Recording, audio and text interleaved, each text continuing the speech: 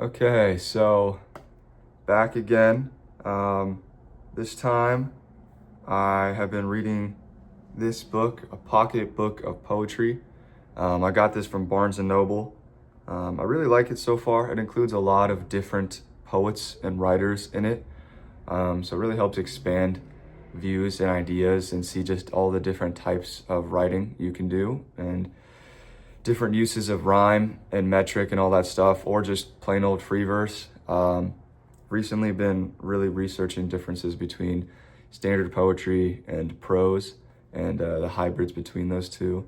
I think prose stands much more in a philosophical tone.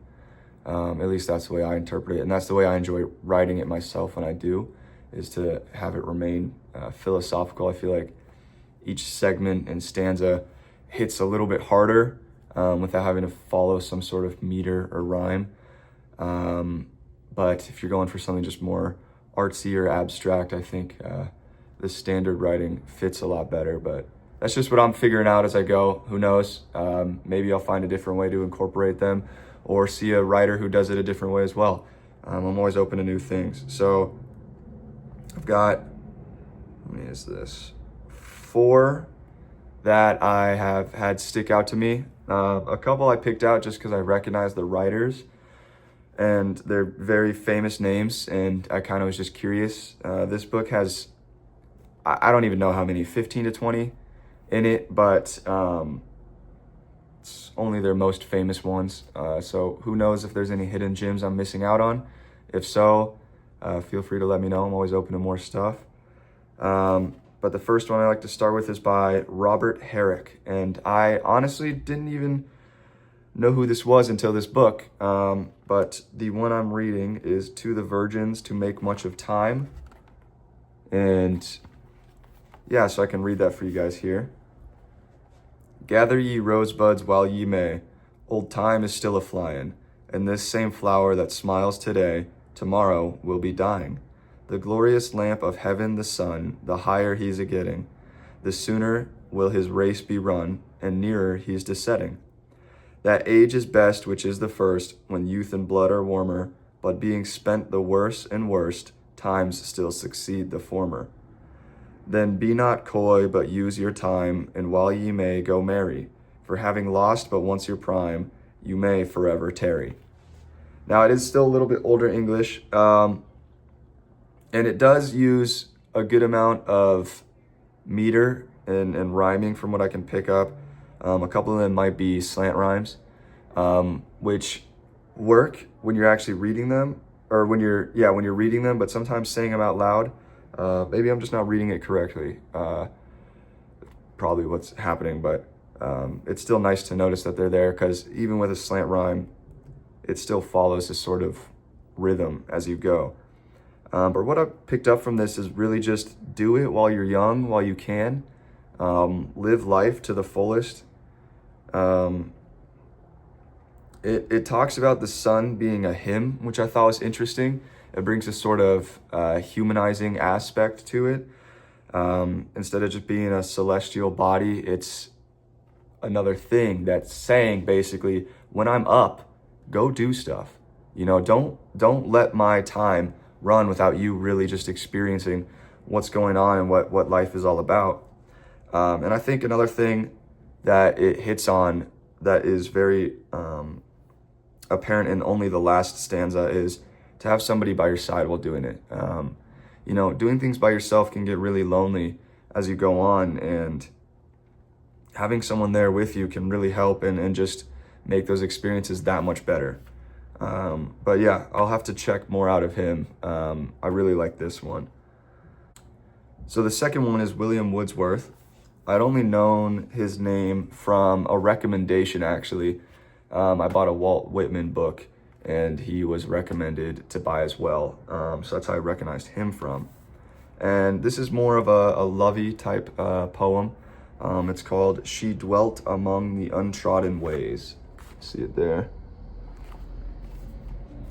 She dwelt among the untrodden ways, beside the springs of Dove, a maid whom there were none to praise, and very few to love. A violet by a mossy stone, half hidden from the eye. fair as a star when only one is shining in the sky. She lived unknown and few could know when Lucy ceased to be, but she is in her grave, and oh, the difference to me. I think this is talking about basically the love of your life. It's just talking about how nothing compares, one of a kind, and to really see that you have to look inwards, which is what I think it's hinting at by a violet by a mossy stone. To really notice these things in somebody, in your significant other, you have to really look behind the surface level and just beyond and into, they say the eyes are the windows to the soul. So you kind of have to just look really inwards and try and get to know them for them, which is what I'm picking up from this. Again, that the fair as a star when only one is shining in the sky kind of reinforces there's only one person like this for me, at least for him.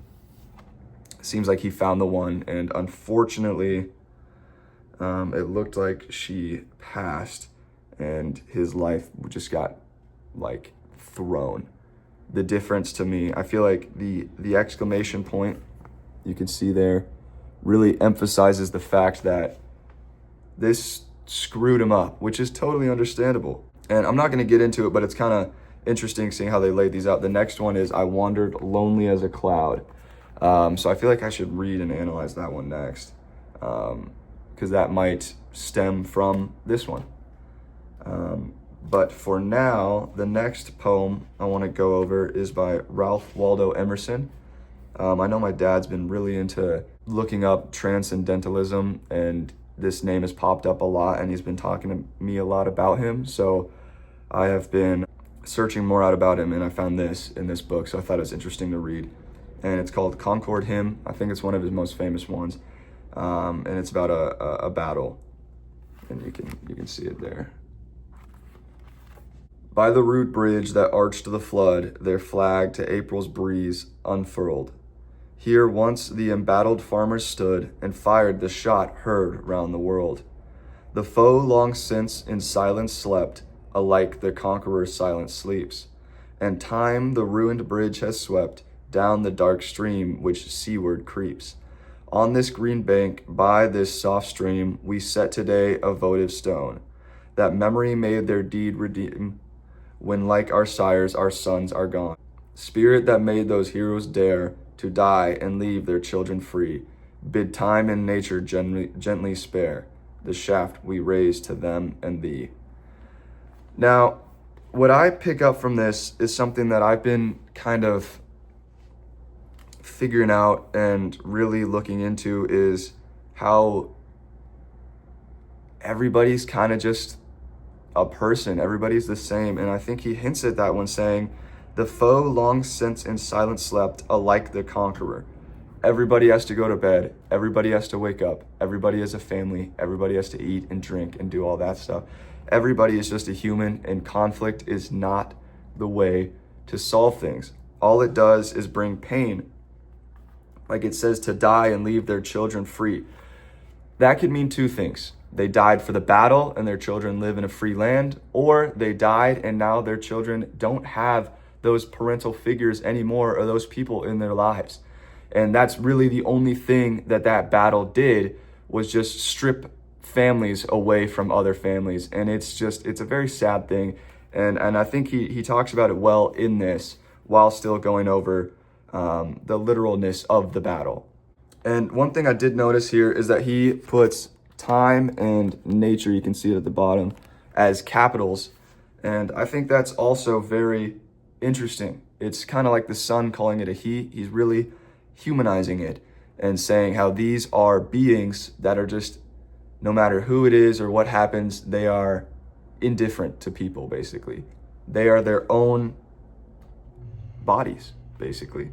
And then the last one, Walt Whitman, Oh Captain, My Captain. I think everybody has heard Oh Captain, My Captain.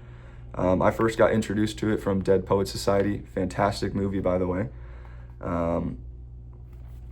Oh Captain, my Captain, our fearful trip is done. The ship has weathered every rack. The prize we sought is won. The port is near, the bells I hear, the people all exulting.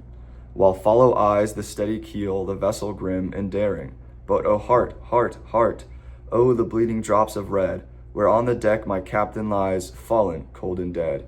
O captain, my captain, rise up and hear the bells. Rise up, for you the flag is flung, for you the bugle trills. For you bouquets and ribbon wreaths, for you the shores a crowding. For you they call the swaying mass, their eager faces turning. Here, captain, dear father, this arm beneath your head. It is some dream that on the deck you've fallen cold and dead. My captain does not answer, his lips are pale and still. My father does not feel my arm, he has no pulse nor will. The ship is anchored safe and sound, its voyage closed and done. From fearful trip the victor ship comes in with object won. Exult, O shores, and ring, O bells, but I, with mournful tread, walk the deck my captain lies, fallen cold and dead. And it mentions that his captain is his father. This might be a tribute to his dad, how he was a fantastic leader. Everybody loved him. Everybody was cheering for him. But unfortunately, he passed away. And it's kind of hard for me to analyze this, really. I'm interested to hear what anyone else has to say. I'm still kind of digesting what's going on. The main thing I picked up was that. And the other main thing I picked up was that maybe he finally achieved something, and that's the trip that had been won, and he really wanted to share it with his father or his captain in this sake, and couldn't because they had passed away. And so he's kind of longing for that figure above him to really speak and just share these experiences with. If you guys have any other ideas about it, let me know. I still am open to hearing more stuff. That's kind of just what I picked up so far. But yeah, so those are the main ones that I've been liking a lot. I'm definitely going to read more of them in here. You can see they have like 3 pages of different authors and all that stuff. So definitely a lot to get in just this tiny little book. I got it from Barnes & Noble again, if anyone else is interested or wants to pick it up. Just a lot of diversity, which I think is great. So, but yeah, that's all for now. So thank you.